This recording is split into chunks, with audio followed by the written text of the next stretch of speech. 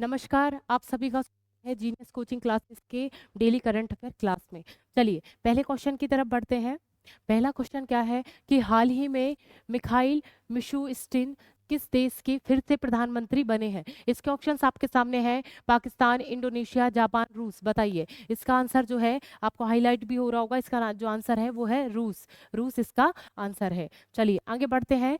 रूस के राष्ट्रपति व्लादिमीर पुतिन कौन है भाई? इसके राष्ट्रपति कौन है? व्लादिमीर पुतिन जो है उसके पूर्व राष्ट्रपति मिखाइल मिशुटिन को पुनः देश का प्रधानमंत्री नियुक्त किया है। किसने नियुक्त किया है? पुतिन जी ने। पुतिन कौन है? रूस के राष्ट्रपति जी हैं। चलिए रूस के बारे में देख लेते हैं। राजधानी इसकी क्या है? मास्को। मुद्रा क्या है? रूबल। राष्ट्रपति जो है अभी हमने पढ़ लिया है व्लादिमीर पुतिन। सैन्य अभ्यास जो है, कौन कौन से सैन्य अभ्यास करता है रूस, उसका नाम देख लेते हैं। इंद्रा, एबिया, इंद्र। ये दो जो अभ्यास हैं वो रूस के सैन्य अभ्यास में गिने जाते हैं। भारत के साथ ये समझौते जो हैं वो रूस कौन कौन से समझौते करता है भारत के साथ, वो हम देख लेते हैं।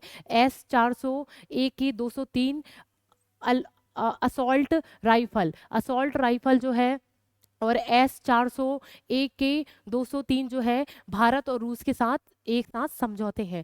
चलिए हाल ही में रूस ने अंगारा रॉकेट का सफलतापूर्वक परीक्षण किया है। किस रॉकेट का? अंगारा रॉकेट का ये सफलतापूर्वक परीक्षण किया गया है। चलिए अगला क्वेश्चन क्या है? अंतर्राष्ट्रीय नर्स दिवस कब मनाया जाता है? इसके ऑप्शन जो है 11 मई, 12 मई, 8 मई, 3 मई। आंसर पता है तो आप कमेंट में जरूर दें। और इसका जो आंसर है वो है 12 मई को जो है अंतर्राष्ट्रीय नर्स दिवस मनाया जाता है। चलिए पढ़ते हैं। हर साल 12 मई को अंतर्राष्ट्रीय नर्स दिवस मनाया जाता है।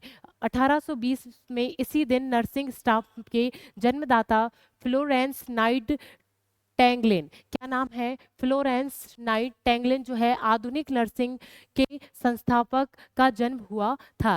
ये नर्स स्टाफ के जन्मदाता कहलाते हैं। उनका जन्म इसी दिन हुआ था 12 मई 1820 को, इसीलिए नर्स के योगदानों के लिए इसी दिन को चुना गया। चलिए यही वजह है कि इस दिन को समाज और इंस्टीट्यूट संस्थाओं में नर्सों के योगदान को याद करना और इस पेशे को बढ़ावा देना, नर्सों के सम्मान का जो मकसद जो है 1974 में इंटरनेशनल काउंसिल ऑफ नर्सेज द्वारा प्रमाणित किया गया। ये जो इनका सम्मान देने वाली बात, उसको आगे बढ़ाने वाली बात है, वो कब भाई? 1974 में इंटरनेशनल काउंसिल ऑफ नर्सेज जो है उसके द्वारा ये प्रमाणित किया गया। अंतर्राष्ट्रीय नर्स दिवस 2024 की थीम क्या है? थीम को स्पेशल याद रखें 2024 की, वो देख लेते हैं। हमारी नर्सें हमारा भविष्य, देखभाल की आर्थिक शक्ति। ये भाई इसकी थीम है। अंतर्राष्ट्रीय नर्स जो दिवस है उसकी थीम 2024 की यही है। चलिए अगला क्वेश्चन क्या है?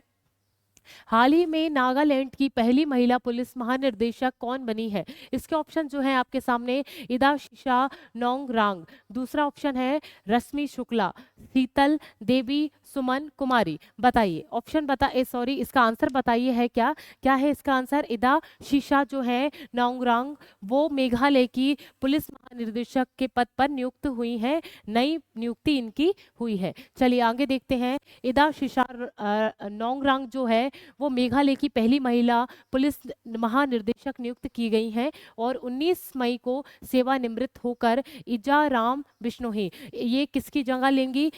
लज्जा राम बिश्नोई। लज्जा राम बिश्नोई जो है उनके स्थान पर कौन जगह ले रही है? इदा शिशा। चलिए यही वही लिख रहा है के रूप में वह 19 मई 2026 तक काम करेंगी। ये जो है कब तक कार्यरत रहेंगी? 2026 तक ये कार्यरत रहेंगी। अभी इनकी नियुक्ति हुई है, वो भी कहाँ पर? मेघालय में। चलिए वर्तमान में सुश्री नोंगरांग मेघालय नागरिक सुरक्षा की महानिर्देशक हैं और खासी समुदाय से भी हैं। ये नागरिक सुरक्षा की महानिर्देशक के रूप में भी कार्य अभी वर्तमान में कर रही हैं और खासी समुदाय से ये संबंधित। खासी समुदाय जो है 3 समुदाय हैं। उत्तर पूर्व जो राज्य है ये उसमें से एक मेघालय आता है, वहाँ पर खासी समुदाय है ये मातृ सत्रात्मक समुदाय है, उसी से संबंधित ये है। क्या नाम है इनका? इदा शिशा, जो पुलिस महानिदेशक के रूप में नियुक्त हुई है। चलिए, क्या है 2021 में उन्होंने कार्यवाहक डीजीपी के रूप में कार्य किया है। उन्होंने 2021 की बात चल रही है।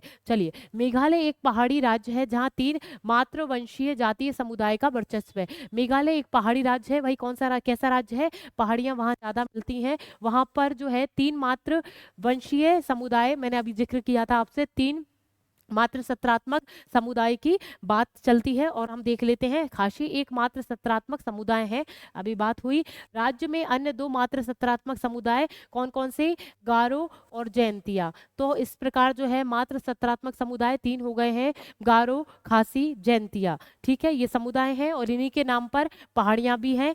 तीनों पहाड़ियों के नाम हैं गारो, खासी, जयंतिया। चलिए, अब अगला क्वेश्चन है, 2024 पेरिस में ओलंपिक के लिए क्वालिफाई करने वाले पहले भारतीय पुरुष पहलवान कौन है? इसका जो ऑप्शन है, बजरंग पूनिया, अमन सहरावत, सुनील कुमार, योगेश्वर दत्त। बताइए इसका आंसर। चलिए, इसका जो आंसर है वो है अमन सहरावत। अमन सहरावत जो है 2024 पेरिस ओलंपिक में क्वालिफाई करने वाले पहले भारतीय पुरुष पहलवान बन चुके हैं। चलिए, भारतीय पहलवान अमन सहरावत 2024 पेरिस ओलंपिक के लिए क्वालिफाई करने वाले पहले भारतीय पुरुष पहलवान बन गए हैं। क्या नाम है? ये इमेज है, आप देख लीजिएगा।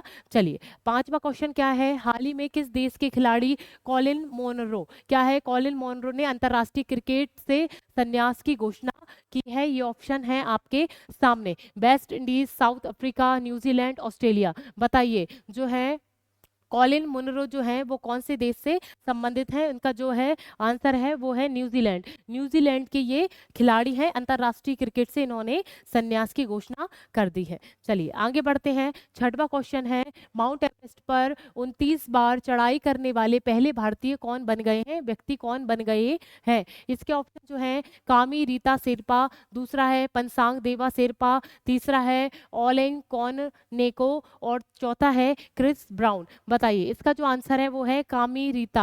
क्या है? कामी रीता जो शेरपा है वो माउंट एवरेस्ट पर 29वीं बार चढ़ने वाले व्यक्ति बन गए हैं। चलिए, नेपाल में जाने माने पर्वतारोही कामी रीता शेरपा कहाँ है भाई? नेपाल में जाने वाले जो पर्वतारोही हैं वो क्या नाम है? शेरपा ने उन्होंने माउंट एवरेस्ट पर सर्वाधिक बार चढ़ने का अपने ही विश्व कीर्तिमान तोड़ दिया है। उन्होंने जो है ये ही इन्होंने कीर्तिमान हासिल कर लिया है। अब 29 बार कौन चढ़ पाता है? तो उनमें कितना साहस होगा कि उन्होंने अपने नाम पर ये कीर्तिमान हासिल कर लिया है। चलिए, ये 54 वर्षीय यह पर्वतारोही 8,800, एक मिनट रुकिएगा, 54 वर्षीय पर्वतारोही 8,849 मीटर ऊंचे, ये देखिए 8,850 भी हम इसको लिख सकते हैं, अगर 49 नहीं लिखे ना लिखना हो तो 50 भी ठीक है। ठीक है, जो मीटर ऊंचे इस शिखर पर 29वीं बार पहुंचे हैं, ये 29वीं बार पहुंच चुके हैं, इसलिए ये कीर्तिमान इनके नाम पे हासिल हुआ है। 7 समिट टैक्स द्वारा जो आयोजित इस पर्वतारोही अभियान में 20 पर्वतारोही शामिल हुए हैं। ये एक समिट था, एक आयोजन था, उसका नाम क्या है? 7 समिट टैक्स जो है, इसमें कितने 20 पर्वतारोही शामिल हुए थे, इनमें से एक हमारे कामी रीता शेरपा है। चलिए, 7वां क्वेश्चन है, हाल ही में मिली जानकारी के अनुसार कहां पर दुनिया का सबसे बड़ा एयरपोर्ट बनाया जा रहा है? इसके जो ऑप्शन है आपके सामने, दुबई, हुबली, लंदन, वियना। बताइए क्या आंसर है इसका? इसका जो आंसर है दुबई। दुबई में ये एयरपोर्ट बनाया जा रहा है। ये दुबई अंतर्राष्ट्रीय हवाई अड्डा से भी बहुत ज्यादा बड़ा है। चलिए, आगे पढ़ते हैं। दुबई में दुनिया का सबसे बड़ा एयरपोर्ट बनना शुरू हुआ है। दुनिया का सबसे बड़ा एयरपोर्ट बनना कहाँ शुरू हुआ है? दुबई में। चलिए, इसका हम नाम देख लेते हैं, क्या है? अल मखतूम अंतर्राष्ट्रीय हवाई अड्डा। इसको स्पेशल याद रखें क्योंकि दुनिया का सबसे बड़ा एयरपोर्ट जो है वो दुबई में बनने वाला है, उसका नाम है अल मखतूम अंतर्राष्ट्रीय हवाई अड्डा। चलिए, ये एयरपोर्ट जो है वर्तमान में दुबई अंतर्राष्ट्रीय हवाई अड्डे से 5 गुना बड़ा है। 5 गुना बड़ा है, वो भी किससे? दुबई अंतर्राष्ट्रीय हवाई अड्डे से ये 5 गुना बड़ा है। परियोजना लागत जो है 35 बिलियन इसमें पैसे लग चुके हैं। अब इसके बारे में हम देख लेते हैं। इसकी राजधानी क्या है? आबू धाबी इसकी राजधानी है और राष्ट्रपति जो है मोहम्मद बिन जायद अल नहयान जो है इनके राष्ट्रपति जी हैं। चलिए आगे बढ़ते हैं। आगे 8वां क्वेश्चन क्या है? हाल ही में 30वीं सुल्तान अजलान शाह ट्रॉफी किसने जीती है? इसके ऑप्शन जो है भारत, चीन, जापान, नेपाल। चलिए इसका जो आंसर है वो है, आपको हाईलाइट हो ही रहा है, इसका जो आंसर है वो है जापान। ये जो ट्रॉफी जीती है वो कौन से देश ने जीती है? जापान ने। जापान ने फाइनल में पेनल्टी शूट आउट में पाकिस्तान को 4-1 से हराकर अपनी पहली सुल्तान अजलान शाह ट्रॉफी जो है, हॉकी ट्रॉफी जो है वो जीत ली है। कौन से देश ने जीती है? जापान ने। वो भी किसको हराया है? पाकिस्तान को हरा दिया है। फाइनल 11 मई 2024 को जो है मलेशिया के इपोह शहर में, कहाँ पर? इपोह शहर में स्थित अजलान शाह स्टेडियम में खेला गया। कौन से स्टेडियम में खेला गया? स्थित अजलान शाह स्टेडियम जो है वहां पर खेला गया। वो भी कौन से देश में? मलेशिया में यहाँ पर खेला गया। 2024 के आयोजन में 6 टीमें, 2024 में आयोजन हुआ उसमें 6 टीमें खेली। वो कौन कौन से देश की थी? जापान, पाकिस्तान, कनाडा, दक्षिण कोरिया, न्यूजीलैंड और मेजबान टीम जो है वो कौन सी थी भाई? मलेशिया ने इसमें भाग लिया। चलिए जापान ने ट्रॉफी जीती। कौन से भाई? हमने देख लिया जापान ने ट्रॉफी जीती और पाकिस्तान दूसरे स्थान पर रहा। तीसरे स्थान पर मलेशिया, उसके बाद न्यूजीलैंड, फिर दक्षिण कोरिया और अंतिम स्थान पर कनाडा रहा। कहने का मतलब जापान दूसरे नंबर पर, पहले नंबर पर सॉरी जापान, दूसरे नंबर पर पाकिस्तान और अंतिम जो है वो कनाडा रहा। चलिए अब हम देख लेते हैं भारत ने जो है वो भाई कौन कौन से सन 1985, 1985, 1991, 1995, 2009, 2010 में 5 बार सुल्तान अजलान शाह ट्रॉफी जीती है। ये मोस्ट इंपॉर्टेंट क्वेश्चन है। भारत ने 5 बार ये ट्रॉफी जीत ली है। वो भी कौन कौन से सन में जीती है वो आपके सामने है, इसको अलग से नोट डाउन करें। चलिए अगला क्वेश्चन क्या है? 9वां क्वेश्चन है, हाल ही में चार्ट के राष्ट्रपति का चुनाव किसने जीता है? इसके ऑप्शन जो है इदरीस डेवी, दूसरा ऑप्शन है इमैनुअल मैक्रोन और तीसरा ऑप्शन है आशिफ अली, चौथा ऑप्शन है प्रावंतो शुभयंतो। बताइए इसका आंसर। चलिए इसका जो आंसर है वो है इदरीस ड्रेबी। इदरीस जो ड्रेबी है वो चार्ट के राष्ट्रपति का चुनाव जीत चुके हैं। ये देखिए इमेज है आपके सामने। चलिए चार्ट गणराज्य भाई कहाँ है? आप देख लीजिए, देखिए ये इमेज दिख रही है आपको। तो चार्ट उत्तर मध्य अफ्रीका में स्थित एक भूमि से घिरा हुआ शहर है। ये भूमि से घिरा हुआ एक शहर है, वो भी कहाँ पर? अफ्रीका। कहाँ? उत्तर मध्य अफ्रीका में ये एक घिरा हुआ, भूमि से घिरा हुआ एक क्षेत्र है। इसकी राजधानी क्या है?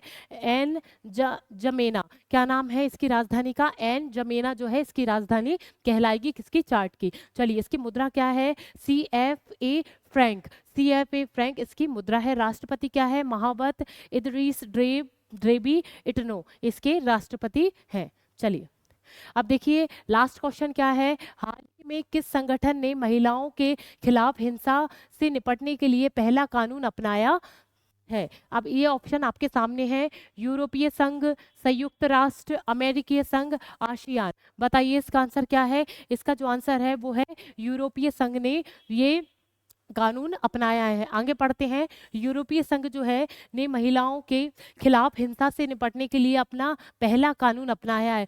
महिलाओं के खिलाफ जो हो रहे अपराध है उसके विरोध में एक कानून अपनाया है। किसने? यूरोपीय संघ ने। कानून में यूरोपीय संघ के देशों की महिलाएं जननांग विकृति, जबरन विवाह और ऑनलाइन उत्पीड़न के जो है अपराध के मामले में आवश्यक है। ये कानून जो है वो जननांगों में होने वाली विकृति या जो जबरदस्ती कोई विवाह कर लेता है या ऑनलाइन जो उत्पीड़न हो रहा है या उससे ऑनलाइन जो धोखाधड़ी हो रही है महिलाओं के प्रति, उससे निपटने के लिए ये कानून बनाया है। हालांकि कानून में बलात्कार की समस्या परिभाषित शामिल नहीं है। इसमें बलात्कार से संबंधित या रेप से संबंधित कोई भी परिभाषा इसमें इस कानून में शामिल नहीं की गई है। यूरोपीय संघ आयोग ने 2022 में कानून का प्रस्ताव रखा था। 2022 में ये प्रस्ताव रखा गया था और लागू जो 2024 में हुआ है यूरोपीय संघ में।